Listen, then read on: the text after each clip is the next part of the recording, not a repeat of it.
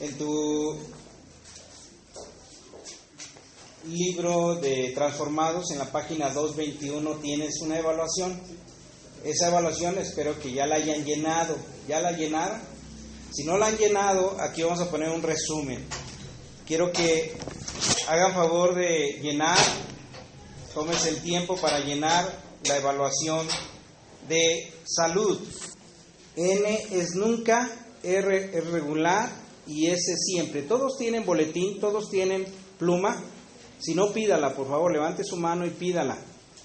Pida su boletín si no lo tiene. Pero necesito que todos llenen.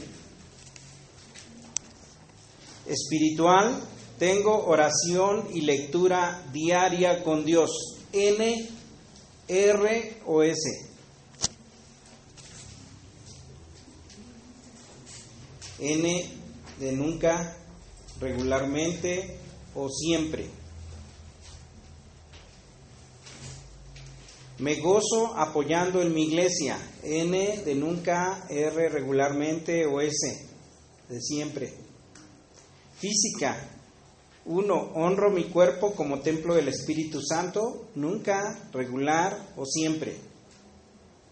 2. Tengo cuidado de comer sano y hacer ejercicio. Nunca, regular, siempre. Mental. 1. Pongo ante el Señor mi forma de pensar para que la corrija. Nunca, regular o siempre. 2. Gusto leer libros y de acercarme a las personas para aprender de ellas.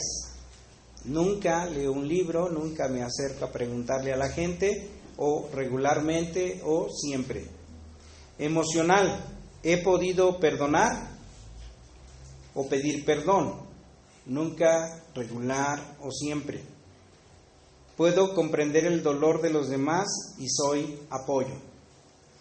Nunca, regular, siempre. Relacional. Tengo una relación profunda y significativa con amigos en la iglesia.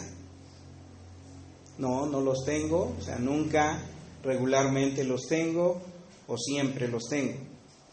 2. Las personas en mi familia y la iglesia me reconocen por mi amabilidad siempre. Nunca me reconocen, regularmente lo reconocen o siempre. Financiera, no tengo deudas. Nunca, regular, siempre. Siempre no tengo deudas. O si sí tengo muchas deudas, es que nunca.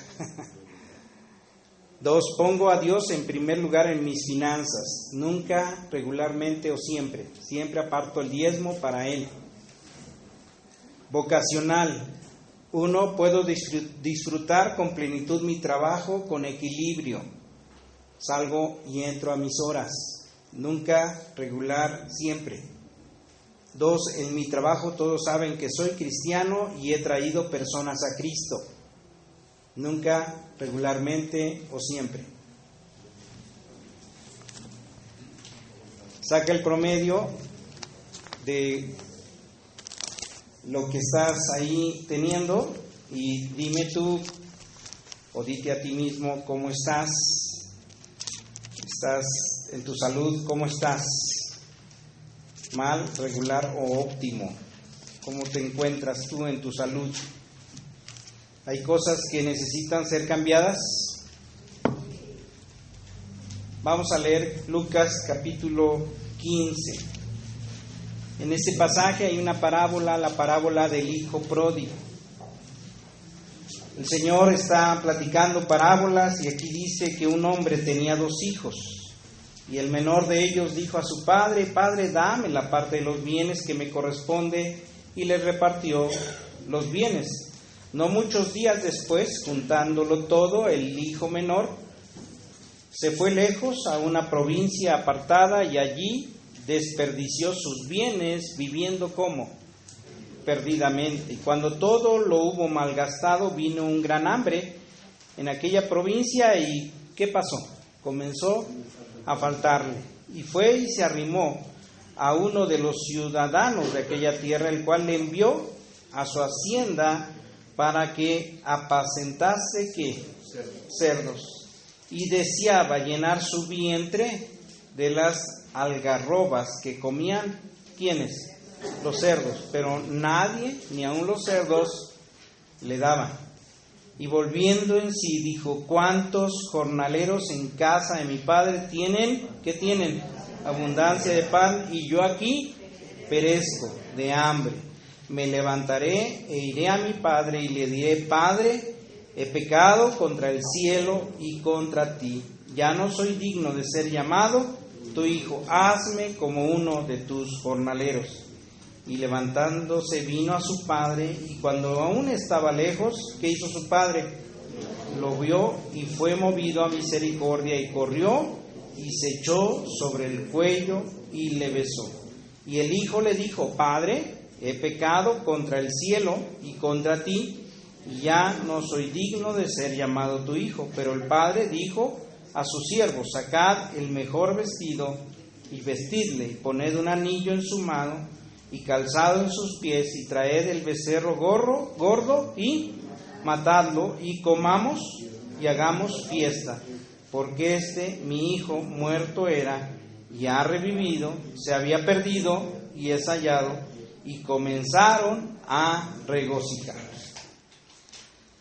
Estamos llegando en este tiempo, pues, en el cual a la mitad o casi en algunos casos terminando las 7 semanas de Transformados, hay algo que debe pasar, y es que debemos de poner y estar atentos a estar evaluándonos cómo vamos en la transformación.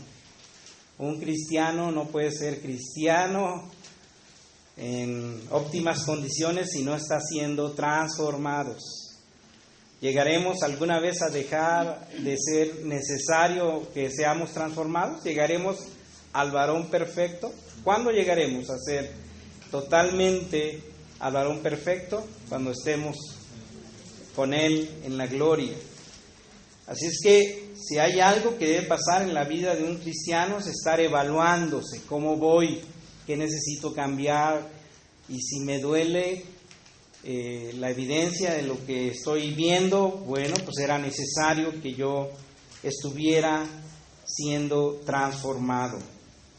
Y aquí en este pasaje nos está hablando de cómo es que se da una transformación. ¿Qué podemos encontrar en estos pasajes para precisamente vivir una vida en transformación? Lo que vemos en este pasaje es que hay un joven que está con el padre, y el padre representa a Dios, y ese joven quiere salir de la relación con el padre pidiéndole la herencia, y se va, dice, lejos, alejado de Dios.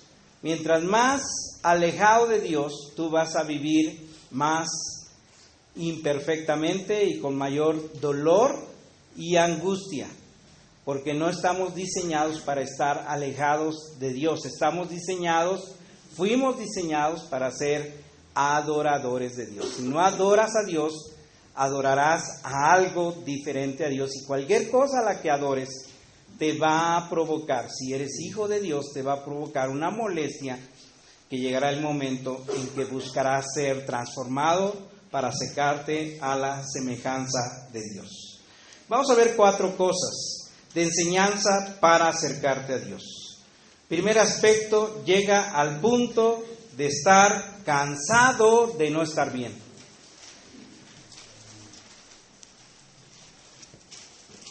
Este joven desperdició la vida. Era un joven egoísta, orgulloso, que pide su herencia, se aleja de su padre y se fue a malgastar el dinero. Mujeres, trago, canciones, amistades, hasta que llegó el momento en que ese desperdicio de recursos llegó a su límite, hasta que perdió dinero. Pero no fue suficiente eso, no fue suficiente que hubiera perdido sus recursos, porque dice que aún el ambiente se puso adverso. Pero aun que ya tenía hambre y el ambiente dice que hubo hambruna, esta persona no estuvo dispuesto a cambiar. ¿Hasta cuándo cambió? Es más, cuando le dijeron en su hambre, ¿me das trabajo? Sí, ahí hay trabajo muy bueno, es de los mejores. Te vas a poner a limpiar a los cerdos, ahí va a haber trabajo. Y entonces, bueno, pues, ¿y qué vas a pagar? Pues a ver si los cerdos te dan. Aún así, no humilló su cerviz o su orgullo. Aún así, no lo hizo. ¿Cuándo fue que ya llegó al punto clímax? Cuando ni aún los cerdos le dieron de comer. No se podían satisfacer con lo que los cerdos le daban. Fijarse que cuando nosotros nos alejamos del Padre, nosotros debemos tener claro que en la evaluación no vamos a salir bien. Dios quiere que salgamos siempre. Dios, hacia allá va el Señor, el trabajo con nosotros. Y mientras no sea así, nosotros no vamos a estar bien con Dios. Para que alguien toque fondo, ¿qué es lo que necesita haber? Hay dos aspectos para que alguien toque fondo. Primero, una contraparte que no quiera estarlo controlando. Eso es algo que es evidente cuando hay alguien que inconstantemente hace algo mal y alguien está supliendo su necesidad. Ay, sí, mamá, pero es que se me olvidó la tarea. Ay, mijito, no te preocupes, yo voy a hablar con el maestro y te voy a dar un justificante. Cuando llegue el momento en que no haya quien esté detrás protegiendo a esa persona, entonces va a aprender a pagar el costo de sus errores. Fíjate en todo esto, ¿tú crees que el padre no sabía de lo que estaba pasando con su hijo? ¿No sabía? ¿Tú crees que no le llegaría la información? Y fíjate que ya perdió todo, se puso a apostar, perdió toda tu herencia y ahorita ya no tiene hambre. ¿Qué hubiera hecho un papá controlador o un papá sobreprotector? Ay, por favor, voy a ver, mijito, y lo hubiera ido a ver y lo hubiera ido a buscar. ¿Hubiera llegado este hombre a tocar fondo? No hubiera llegado a tocar fondo. Lamentablemente hay muchos casos de personas que viven erróneamente sus vidas y siempre alguien, y seguramente en mucho, sus papás van a estar ahí para proteger sus errores y para que no pague lo que debe pagar. O bien también hay casos en los que no están protegiendo sus errores, pero continuamente les echan la culpa.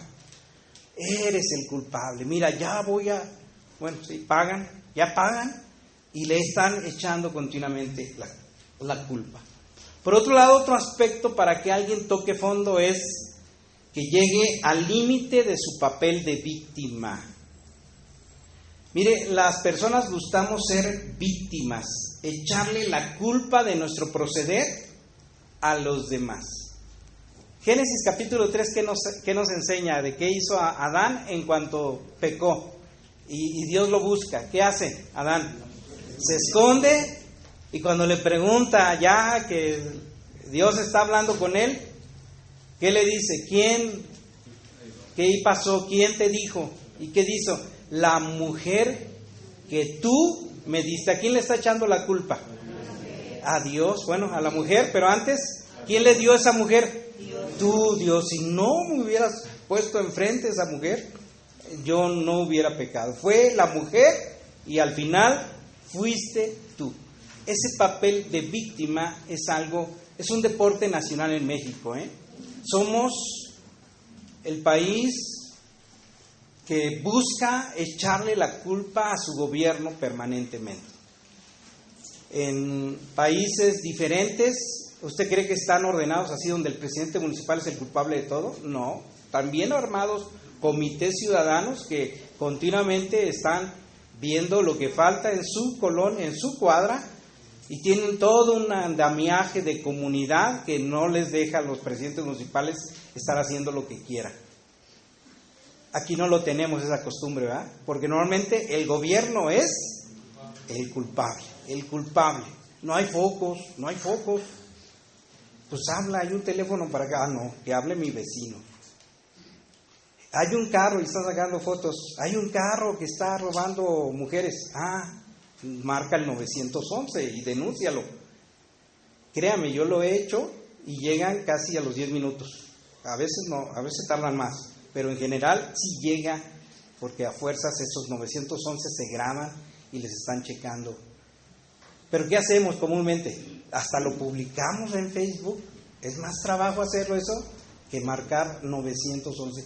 ¿Por qué? Porque somos un país de víctima. Mire, tenemos la tendencia a negar que tenemos un problema.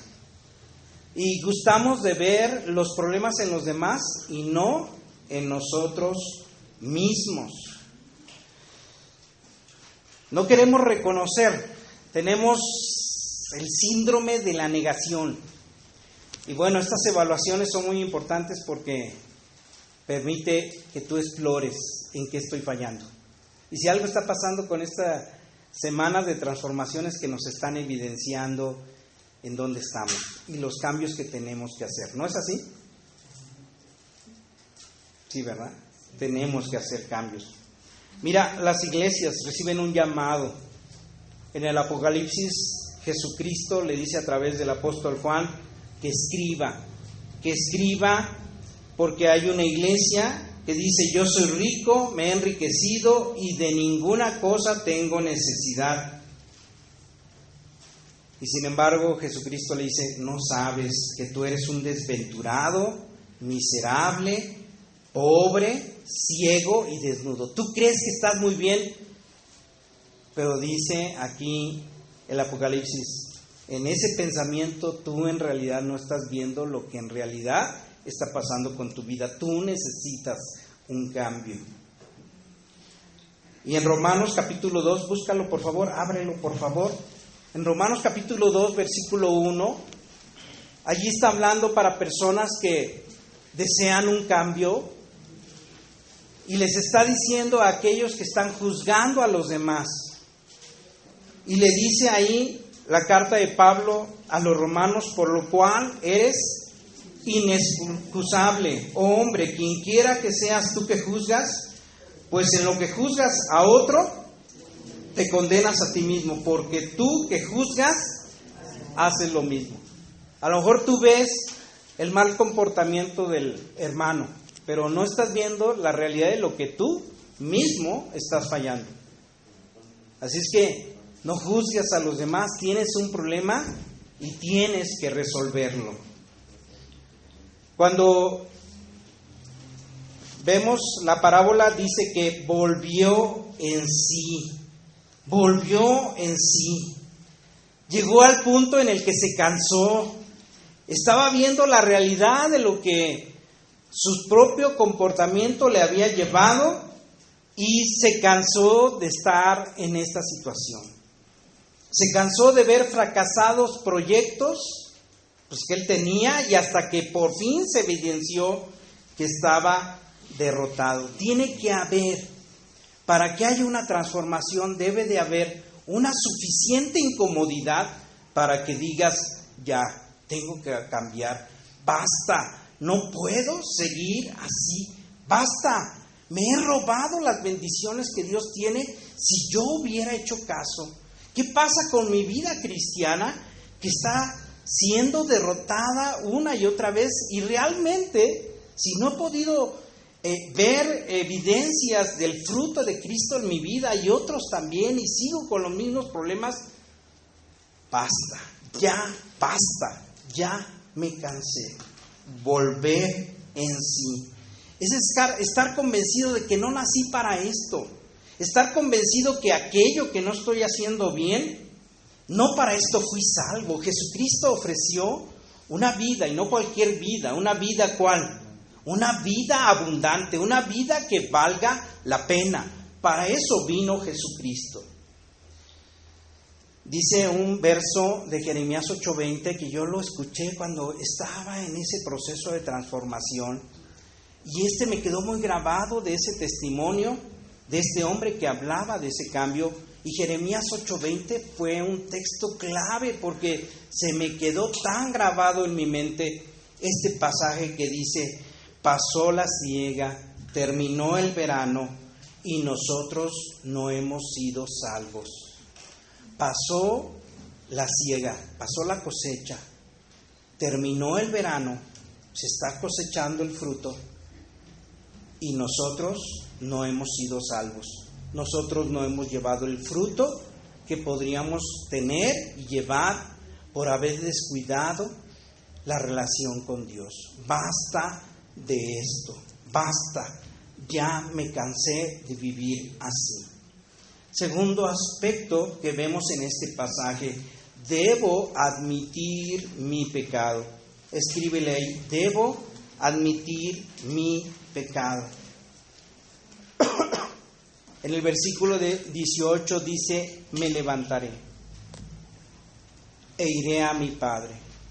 Cuando más humillado estás ante Dios, es cuando más cerca estás del cielo. Cuando más te humillas ante Dios, más cerca estás del cielo. No basta con que tú hayas dicho basta. Para muchos llega ese punto y dicen basta, pero no es suficiente. Te tienes que humillar ante Dios. Y mientras más humillado estés ante Dios, mientras más arrodillado estés ante Él, más cercana está la distancia a Él. Me levantaré, dice, e iré a mi Padre y le diré, Padre, he pecado contra el cielo y contra ti.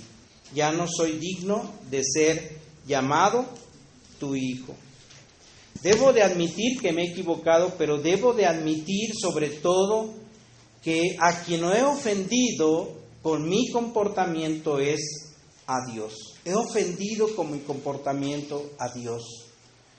Si yo he descuidado mi cuerpo y estoy pagando las consecuencias, es porque en principio he ofendido a Dios. Si mi forma de pensar no es la correcta, estoy plagado de malos pensamientos, es que en principio yo no hice caso a su voluntad de Dios. Si no he podido perdonar y aún sigo en conflicto con los demás y con mis hermanos, yo tengo un problema. Acepto que he ofendido a Dios. Si yo no he podido pagar mis deudas y he hecho trampa aún para dejar de pagar a quien me ha prestado, yo, más allá de haber ofendido a quien me prestó, yo he ofendido ¿a quién? A Dios. Debo de admitir que es a Dios a quien he ofendido. Dice Isaías 59:2, vuestras iniquidades han hecho división entre vosotros y vuestro Dios. Vuestras iniquidades, ofendiste a Dios por no estar atendiendo lo que su voluntad te quería mostrar, pero tú no quisiste recibir, tú no lo quisiste hacer. Dios no nos abandonó cuando nos van en estas situaciones, en estos aspectos que estamos viendo. Es que tú lo abandonaste, tú te alejaste de Él. Son tus consecuencias de haberte alejado a Dios y no hacerle caso. Dios espera que tú reconozcas eso. Dios espera eso, que tú aceptes. ¿Te acuerdas cuando Adán se escondió? ¿Qué le decía Dios? ¿Dónde estás tú? ¿Dónde estás tú? ¿Qué quería hacer Dios? ¿Qué no sabía dónde estaba Adán? Sí lo conocía, sí sabía, pero Adán se escondía como los niños se esconden. ¿Dónde estoy? ¿No has visto los bebecitos? ¿Dónde estoy? Y pues tú lo ves. Pero bueno, y entonces juegas con él y dices, ¿dónde estás tú? Pero esa es una de las preguntas más existenciales que siempre debemos de estar nosotros recibiendo de parte de Dios. ¿En dónde te encuentras? Con la situación con la que vives en términos de relaciones financieras, odiando tu trabajo, mentalmente, físicamente, con el cuerpo que tienes, con lo que has hecho con tu cuerpo. Al final de cuentas, ¿dónde estás tú? ¿Qué has hecho con lo que yo te he dado? La pregunta es que Dios no quiere decirle, oye, ya ves, mira, uy, qué malo eres, mira lo que hiciste, tomaste del fruto. Lo que el Señor, Él ya lo sabe. Lo que el Señor quiere es que tú lo sepas, que tú seas consciente de lo que has hecho. Por eso vemos en la oración del Salmo 51 un aspecto fundamental. en el encuentro con Dios, sino el reconocimiento de nuestras fallas. El Salmo 51, ¿puedes abrir, por favor? ¿Qué dice el salmista? 51, David, después de estar tan apenado. Mire, a mí me causa sorpresa que David no se haya apenado, sí se apenó, su pena ante los demás que vieron hacer, sabían lo que estuvo haciendo al mandar matar a Urías, al quedarse con su esposa, pero su principal carga, más allá de la vergüenza que tiene ante los demás, su principal carga es ante Dios. Dice: ten piedad de mí, oh Dios, conforme a tu misericordia, conforme a la multitud de tus piedades, borra mis rebeliones, lávame más y más de mi maldad y límpiame de mi pecado. ¿Cómo se siente? Se siente muy sucio. ¿Y tú crees que hay pecados mayores o pecados menores? No, todo pecado, toda línea que no va en lo correcto, toda línea, aún la que dices regular, pues así son todos, ¿no? Regular, eso no está bien. Nosotros debemos reconocer que eso regular para Dios es pecado. Dios desea que nosotros estemos bien con Él y desea que reconozcamos que nuestras situaciones agreden la santidad de Dios. Lávame más y más de mi maldad y límpiame de mi pecado. Cuando tú reconoces tu pecado, inicia el proceso de cambio. A ver, repítelo conmigo. Cuando yo reconozco mis pecados, inicia mi proceso de cambio. Y qué bendición saber eso. Lo estoy viviendo ahorita con un joven. Oren por Raúl. No me acuerdo su apellido. Raúl me dice, después de que terminamos, yo no le dije más, ahí en AA de Bill W, me dice: pastor, yo reconozco que he hecho mucho daño a mi esposa y reconozco que he fallado a Dios. Wow, cuando vi eso, y lo he estado viendo, y primero Dios lo veremos salir de la cárcel donde está. ¿Por qué? Porque reconoció su pecado. Cuando tú reconoces tu pecado y clamas a Dios, el Señor promete: clama a mí y te responderé y te enseñaré cosas grandes y ocultas que tú no conoces. Esto qué esperanza, a mí me da una tremenda esperanza. Si tú clamas a mí, yo te enseñaré muchas cosas de lo que tú no conoces, de cómo liberarte de toda tu situación desorganizada de vida que tú tienes. Vuelve a revisar tu calificación, evalúate en qué estás mal, subraya de manera clara qué es lo que Dios quiere que tú revises. Seguramente hay un aspecto que Dios está hablando a ti y quiere que tú te pongas a cuentas con Él y respondas: ¿dónde estás tú? Te voy a dar 2 minutos para que lo hagas. ¿En dónde estás tú?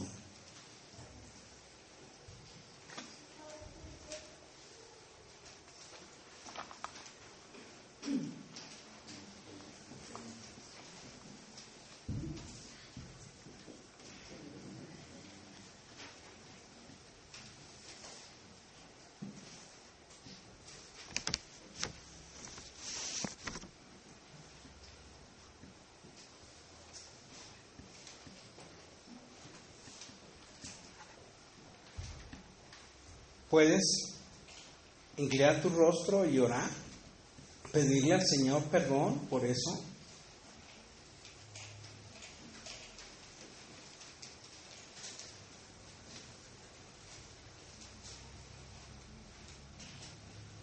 Y le puedes pedir que te lave más y más de tus hábitos pecaminosos al no corregir áreas de tu vida que has dejado olvidadas. Podrías pedirle a Dios. Dios estará actuando en su Espíritu Santo en este momento en tu vida y podrías reconocer tus fallas.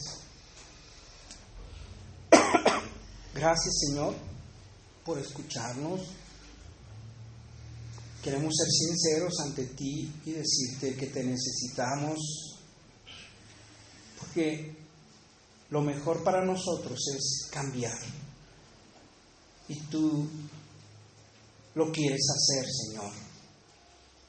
Gracias por seguir soportándonos y amándonos para esperar nuestro arrepentimiento. En Cristo Jesús. Amén. Tercer aspecto. Lucas 15:12 nos dice que el hijo pidió a su padre: dame. Está el dame. El hijo pide: dame. Y en el versículo 19 dice: hazme, ya no soy digno de ser llamado tu hijo, hazme como uno de tus jornaleros. Primero está enfocado al egocentrismo del dame, todo gira alrededor de mí. Pero después es alguien que se enfoca a decir: no todo gira alrededor de mí, Señor, úsame, eres tú, es el otro, y transfórmame. Le dice: hazme. Alguien ha pedido aquí: Señor, cambia mi corazón, esa área de mi vida necesita ser cambiada. Alguien le ha dicho al Señor: Señor, soy feo, en realidad soy feo por dentro, qué feo soy por dentro. ¿Alguien le ha dicho al Señor eso? Hazme un cambio profundo. Bueno, aquí vemos ese punto, es una rendición, es ir ante el Padre y rendirse, decirle: no soy digno, hazme solo un siervo. Transformación viene de la palabra metamorfo, y metamorfo es la palabra que describe a la transformación de la oruga, que se convierte en capullo, y después del capullo se convierte ¿en qué? En mariposa. Todos quisiéramos ser mariposas, pero no nos gusta ser capullos. Pero para ser mariposa y volar, tú necesitas pasar por el proceso de ser capullo.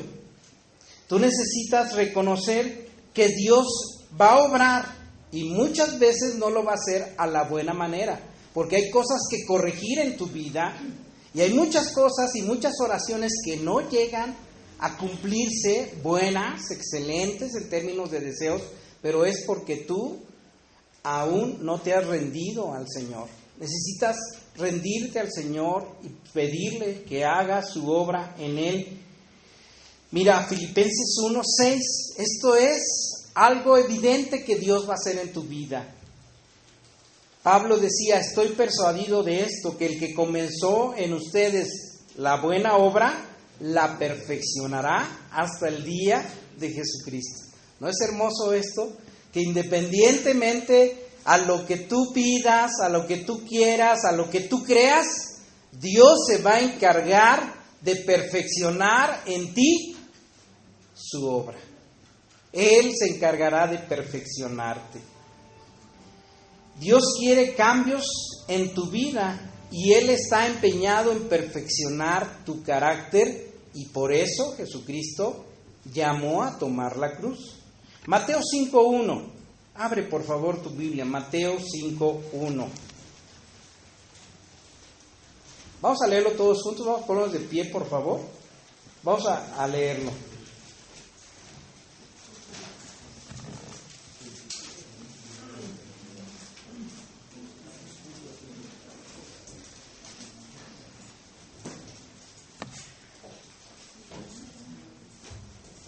Dice así la palabra de Dios: viendo la multitud, subió al monte, y sentándose vinieron a él sus discípulos.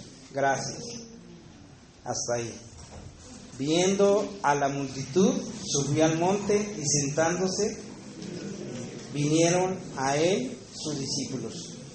Y sentado, ¿qué? Les enseñaba diciendo: bienaventurados, y empieza un sermón. Pero ¿quién estaba ahí? ¿Quiénes estaban ahí? Viendo a la multitud. Muchos dicen: no, pues la multitud, no, la multitud no estaba ahí. La multitud estaba buscando el dame, estaba buscando el milagro, estaba buscando la sanidad, estaba buscando el dame. Y Jesucristo lo hacía, su misericordia es grande. Pero ahora el Señor estaba con aquellos que habían llegado al decir: transfórmame, hazme. Y entonces, ¿qué hizo Jesús? Del valle donde estaba, sube al monte. ¿Y quiénes fueron tras de él? Los discípulos. Los demás se quedaron. Mira, ya se va el maestro. Sí, pues va a hablar con los discípulos. Les va a enseñar de cosas. Va a un sermón. Ay, no, mejor aquí, ¿no? Está padre aquí. Ahorita viene y nos reproduce panes y sigue dándonos aquí muestras de su gran poder. Alabado sea el Señor. Alabado Jesucristo. Dios, aquí nos quedamos. Aquí te esperamos, Jesús. Regresa rápido. ¿Y quiénes fueron? Híjole, ahí van los discípulos.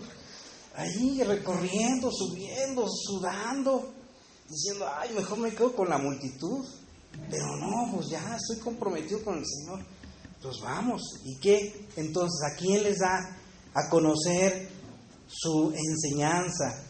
A los que estuvieron dispuestos a pagar el precio, a los que ya habían dejado de estar con la idea del dame. Ahora transfórmame, cámbiame. La actitud correcta ante Dios es, Señor, hazme de rodillas, te suplico, no soy digno, ya me reconozco, ya vi hasta dónde puedo llegar si me dejo llevar por mis propios intereses, por mis propias ideas. Tú hazme a mí. Señor, me humillo ante tu presencia. Cuarto aspecto, emprende los cambios viviendo en el festejo de Dios. Emprende los cambios viviendo en el festejo de Dios. Si ya pasaste por esta aceptación, si ya rendiste tu vida, si ya te arrepentiste, emprende los cambios. Muchos cristianos se quedan en eso. Fíjate lo que hizo Lucas 15:22, dice, pero el padre dijo a sus siervos, sacad el mejor vestido y ¿qué? Vestidle y poned un anillo en su mano y calzado en sus pies. ¿Para qué le ponía un anillo en sus manos? Porque ahora tenía que ejecutar labores decisivas.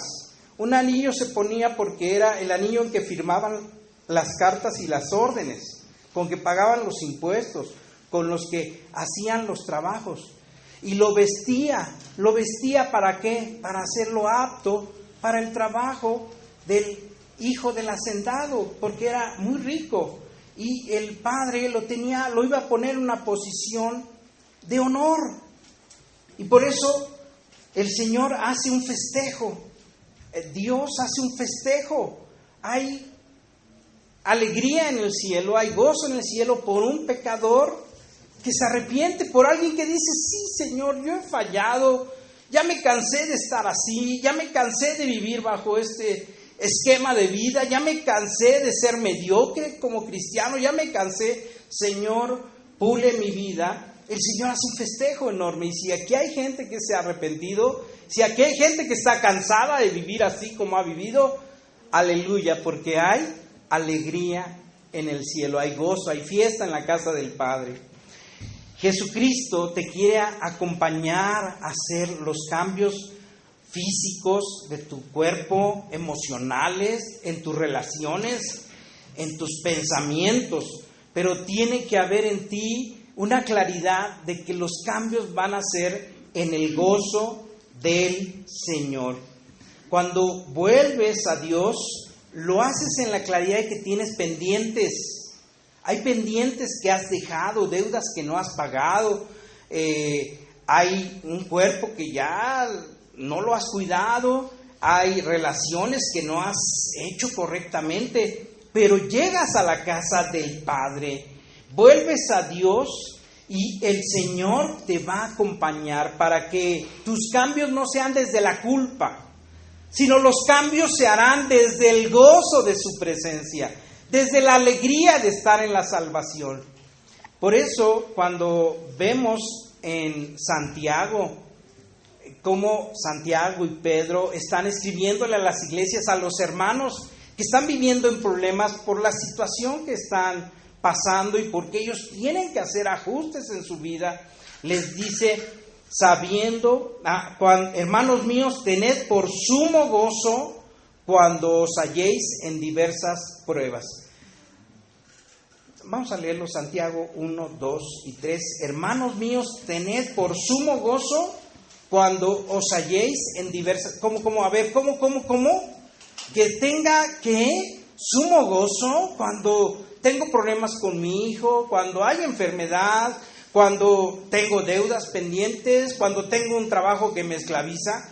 ¿Qué dice ahí? Tened por sumo gozo cuando os halléis en diversas pruebas. Porque ciertamente ahora ya no estás solo, ahora ya estás acompañado.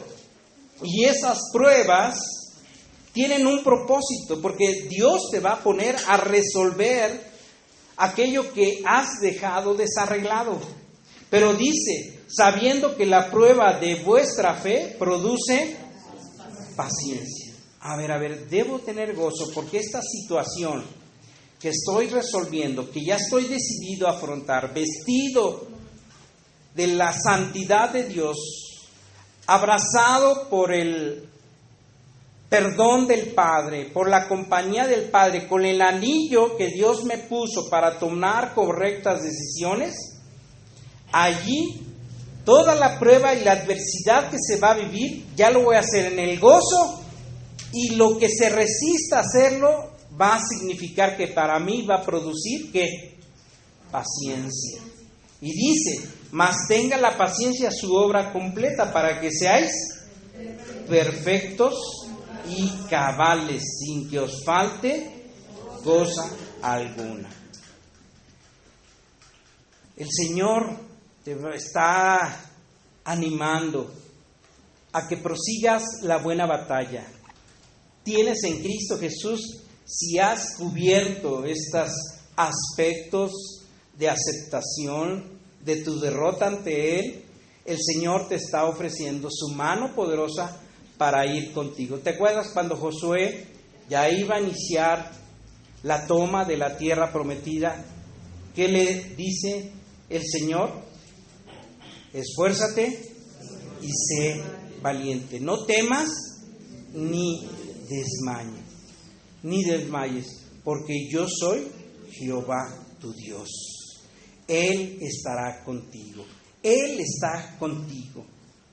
Así es que si tú tomas las vestiduras de Jesucristo que Él te ofrece en función a tu arrepentimiento, aceptas el perdón, te humillas ante Él para decidir que es el momento de que Él tome la rienda de tu vida,